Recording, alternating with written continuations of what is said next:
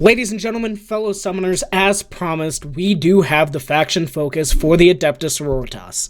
The Ultramarines faction focus did so well, and we took a couple of those comments to change up the format a little bit and bring you the second of the series. But before we jump into it, I want to take a quick second to announce the winners for the Malgan Raw contest. They are as follows: Love Sausage, Rissacam 6750, CXM 68, Ragefist 666, and Z Darabos. The first three are going to be winners that were handpicked from their comments down below, and the last two going to be the RNG winners.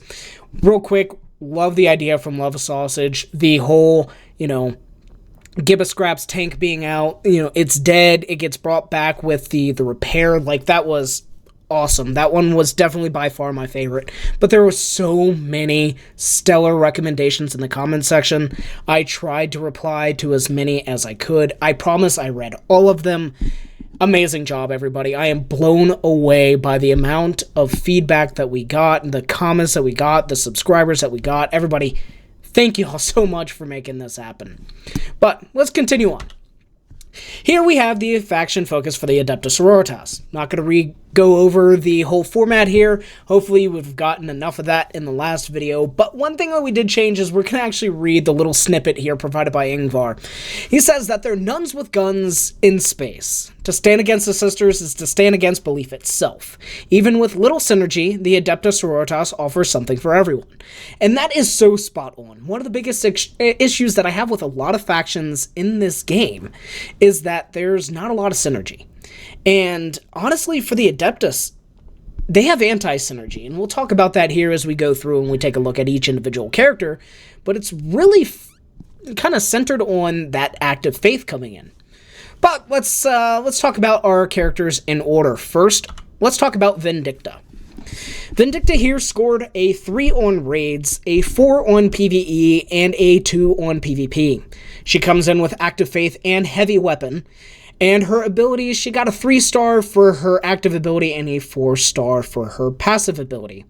She's got pretty decent health, decent armor, and great damage.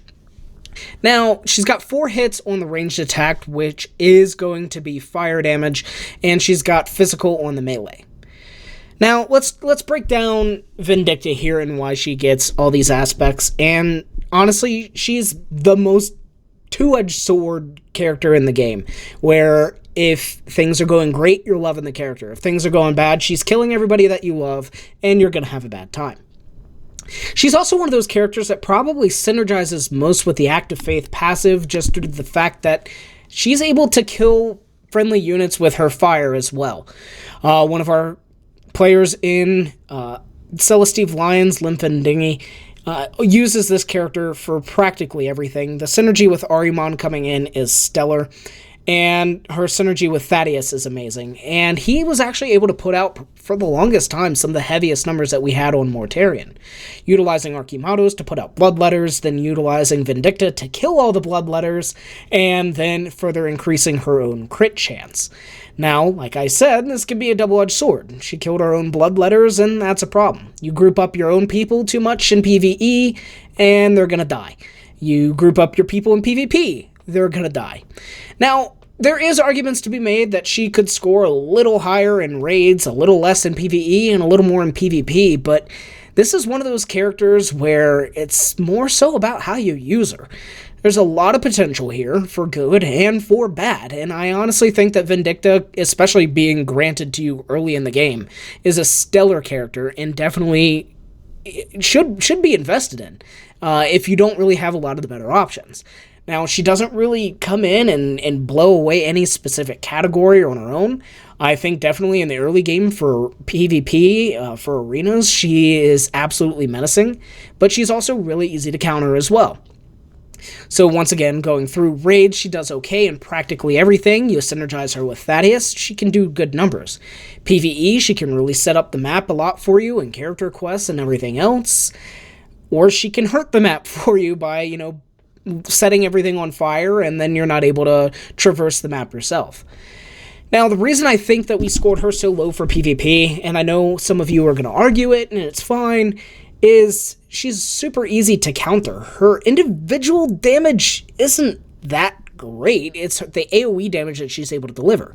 If you just spread out, kind of like we talked about with Varro, she kind of falls flat. So, with that being said, I think a lot of these numbers are sticking. There could be a little bit of a discussion here for the abilities, but she's a really tough one to rank, and kind of for the reasons that I mentioned. So, that's Vindicta. Let's talk about Roswitha. Her numbers are looking a lot different here. Roswitha comes in with a very strong 4-star in raids, and then a very underwhelming 2-star for PvE and 1-star for PvP. Her abilities here, her active ability coming in, and it's gonna be a really unique one to talk about, coming in at 4 stars, with her passive ability coming in at 4 stars as well. Her stats are better than Roswitha. I'm sorry, better than Vindicta in this case, but she's also got less hits. And then the fact that her melee damage comes in at chain and her ranged ability comes in at bolter is underwhelming as well. But why is this character so good for raids? It's because she's the queen of anti-psyker, and literally there's no female character that does it better. Her active ability comes in and it will kind of light the whole map on fire, which has really great synergy with Ahriman here. And yes, I'm exaggerating. It doesn't light the whole map on fire. It's just the hexes underneath of your target. But in the instance that your target is somebody, say, like Mortarion, who is big as fuck, then there's going to be a lot of hexes. And then Ahriman's able to synergize off of that as well. Now, the thing here isn't so much that active ability being strong in itself versus everybody, but the fact that it's able to also amp your allies' damage by a certain percent versus demons. Now, versus typical demons, your non-immune ones, it's going to be upwards, I think, of 60%. Now, for your immune ones, it's 20%, but that is still 20% damage amplification that you're able to apply to a target, like Mortarion, who is an immune demon. Her passive ability is much more simplistic, but man, does it hit like a truck. Her passive ability increases the damage that she does to Psykers by an exorbitant amount. For max rank at 50, I want to say it's close to 2,700, which is insane amount of damage. And that's going to be per hit. So per hit, she's dealing an extra roughly 3k damage on her melee attacks and also ranged attacks, but ideally you want it on the melee. And that damage can just absolutely shred through Psykers. Granted, she's best for Mortarion, but not a real bad choice for things like the Neurothrop Prime or for the old school Tyranids as well. So definitely very strong character to have if you have her and you're struggling with some Psykers. She's going to really come in clutch for you. Now let's talk about Isabella, our first 5-star character that we have. Coming in for raids, not really going to do too terribly much for you. Healing meta for raids isn't really something that we care about too much. PvE, though, her passive ability is just going to absolutely be a landscape changer for PvE. PvP, there could be some niche uses, but once again, healers really aren't what you want to bring to PvE, or PvP. Her active ability is a resurrection that can bring back one character guaranteed, and then can bring back 2 of their summons guaranteed. So a very stellar ability there, but when it comes down to actual use cases, hopefully you never need to use it. And that's because her passive is so damn strong. Anytime a character adjacent to her takes damage, she will then heal that character for a set amount. Now, granted, if they kill your character before she can heal, you're going to have bad news bear, and it's not going to be fun, but that's really where she comes in to shine. Especially if you synergize her with some of your Gravis tanks, like Bellator, with, say, Brother Bouchard. You set them up, you're going to absolutely start eviscerating game modes like Onslaught, but more so your legendary release events. Her stats, they're decent. She's got decent armor, decent health, decent damage, but you're not bringing her there to smack shit. You're bringing her there to keep your people alive. And Athena is trying to hang out with me. Are you another Adeptas Sororitas sister? Yeah, you go girl. Anywho, moving on. Morven Vahl. Morven Vahl is the black eye for the faction, honestly. Legendary character and doesn't feel that legendary, despite the faction having 2 of them. She does okay in raids, she does okay in PvE, and she does okay in PvP. Especially that early game PvP with her AoE ability really coming in and delivering some general fuckery, for sure. And range to 4, or the 3 range rather, is quite nice to that as well, but it's underwhelming. And historically, there was no mechanical healer in the faction as well, so really struggled there for the PvE aspect. She used to be a lot stronger and a lot more considered back when, there wasn't as many viable 6-hitters. But now it's just very underwhelming character, and especially since she's only walking around with 919 armor at max rank. Now, it's not all doom and gloom for Morven. She has one very unique ability that she can bring to the table. And that's the fact that she can almost one-shot the Herodias Prime for Mortarion. How, you ask? Well, she has active faith, which we haven't really talked about it now, but anytime that an allied unit kills an enemy unit or dies, then they get a stacking crit damage, crit chance buff that applies. Now, if you're familiar with the Herodias Prime fight, there's a lot of things for you to kill. And there's also a lot of ways for your people to die. So if you ramp that passive to an absolute metric load, and then you go and smack Herodias with a maxed out dagger, you can essentially one-shot him. And the reason it works for her and not really anybody else is because she's a 5-hit, and nobody else really does that. So something to consider, and not really worth a huge investment in, but it's fun, and the character's not terrible. It might be something worth for you to play around with. Now, we talked about the faction having 2 legendary characters, and the second one definitely feels legendary indeed.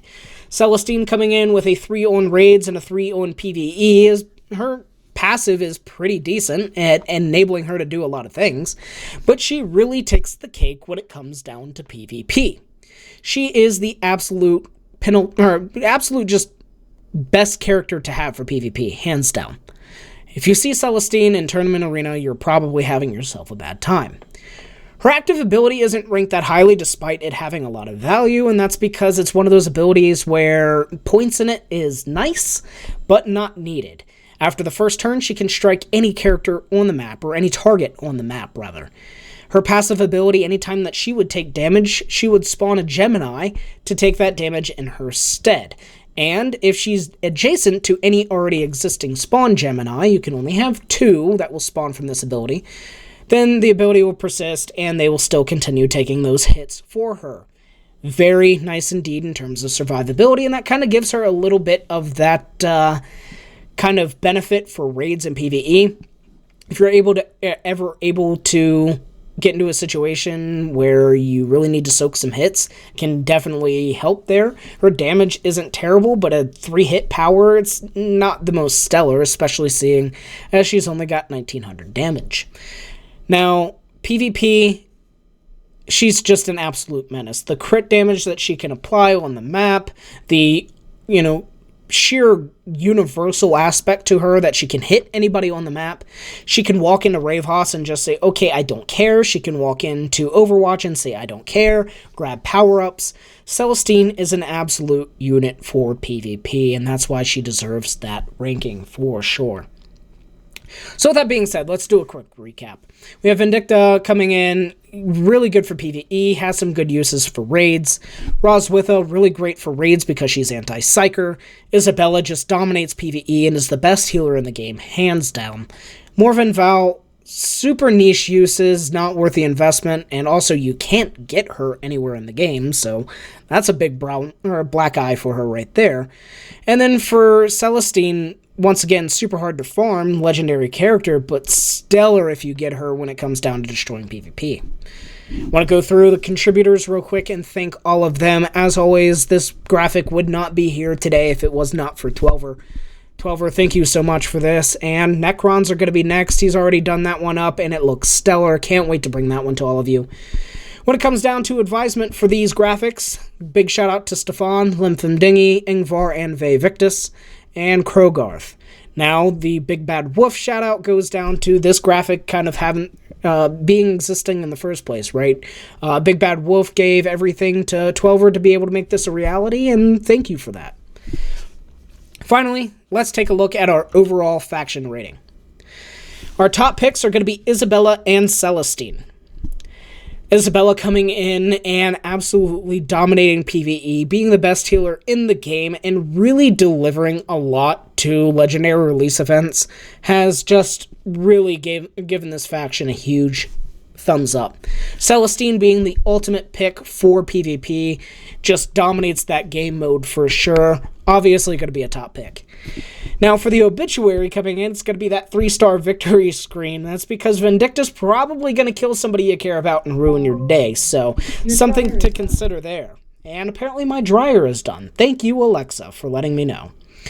Now, we have our overall rating coming in at 3.5 torches for this faction. Vindicta, while good, doesn't really warrant them to go up to a 4-star. Morven Vow kind of being a little useless overall, kind of weighs down the faction a little bit, despite Roswitha being really strong, Isabella being really strong, and Celestine being really strong. Now you're probably going, well, if those characters are so damn strong, what does it take to get to a 4 or a 5-star? Well, it's really hard to grant those out when you have factions like the Tau running around and the Eldari running around, so with that being said, let's go ahead and pop over into the socials. Quick reminder, the community Discord, if you care for referral codes, here's mine. Like I always say, don't worry about it. Give it to your friends instead. It's just for the people that ask me. And for the winners of the contest, please reach out to my Discord username. I'll go ahead and give you your code so you can go ahead and collect some Malgan Raw shards. And that would be awesome. Love to give that to you. And if you're interested in joining an alliance, here is Chapter Invictus. I'll get out of the way, maybe, probably not, so you can see the last logo, and you can see my dog, and, well, she's coming up. So tell them about it, Athena. Go ahead and join IVS, and you'll have yourself a stellar home. And as always, we appreciate you, and thank you for watching today's video.